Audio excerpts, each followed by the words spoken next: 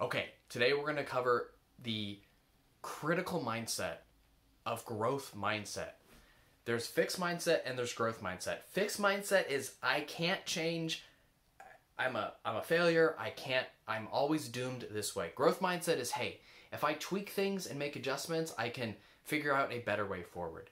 You need to have growth mindset 100% to get over binge eating. There's no way around it. Okay, you need to have this mindset. And in the beginning, it's the most important mindset to have because, let's face it, mindless eating is your biggest problem right now, okay? You are eating before you even know it. You don't even have a chance to practice self-care or to pause or to do all this mindful eating stuff that I talk about. But you are conscious after a binge. I mean, maybe a few hours after a binge. I know you can be foggy-headed. I know you can feel bloated and terrible. I get all that. Even if you're feeling bloated and terrible, you still can practice your growth mindset. And I know it's tough. I know it is so tough to practice growth mindset.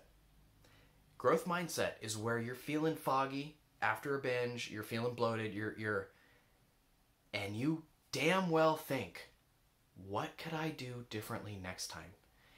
Especially, and here's the other key question.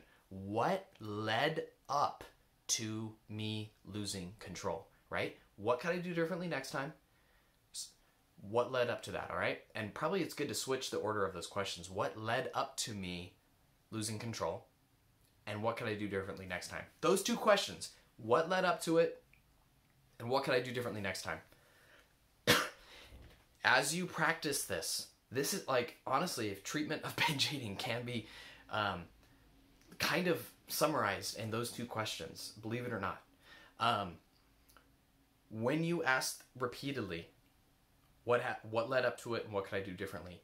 In the beginning, you're going to be in this pattern recognition mode. It's going to be hard to put all the dots together. You'll start realizing, oh, I skipped a meal. Oh, I was under stress, right? And that'll be kind of very high level, basic concepts, okay?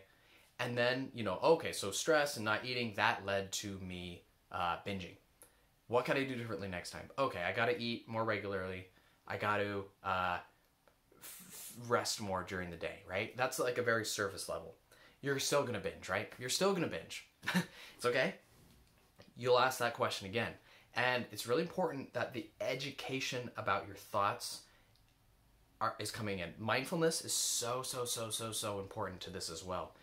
Because at a more subtle layer, as you are being more mindful and aware, you will start to notice, instead of just skipping meals and stress, you're going to be able to understand your perception, right?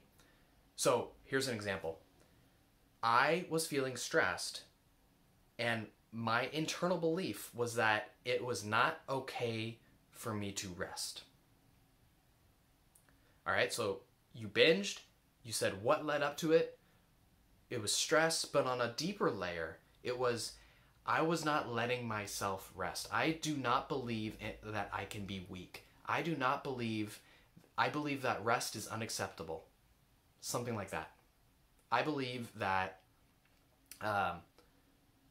rest is bad, right? You can see that belief, that rest is bad, that you're weak if you rest, that resting is not allowed, you can see that belief is actually what caused the binge. So what do you do differently? Well, you start tinkering. Maybe rest isn't bad, right? We have these beliefs that we don't even know we have. Once you examine your beliefs, then you can change them. You can more easily change them. Okay, so what can I do differently? I can take a 15-minute nap during the day. I can go on a walk. You binge the next time. Fuck, I always binge. Fuck, even if I rest, I fucking binge. What the fuck?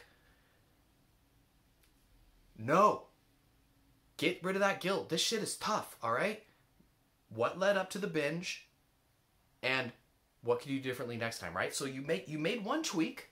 That's great. You started resting more. You realized you had you realized your beliefs around resting were contributing to you binging. But guess what? Binge eating is complex, okay? There's a lot of beliefs in there. There's a lot of reasons.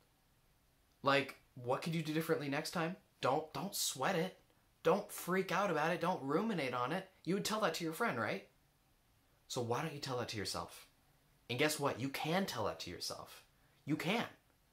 You can. And I'm asking you to do it. I'm asking you to continually tweak, to continually believe, all right?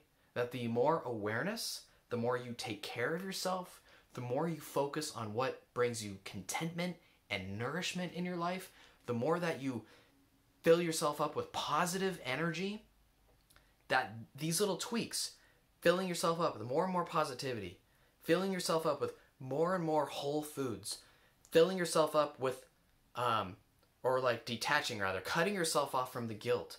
Don't let that fucking guilt in, all right? Don't let the guilt in. The more you let go of the guilt, the more you increase the positive self-care, the connection, the joy, the meaningfulness, the learning. This is how you get over binge eating. And it is damn slow, all right? It takes slower than you want, all right? Like, it takes slower than you want. Okay, I'm going on a rant, and I'm going to stop my rant. So, that's it. Namaste.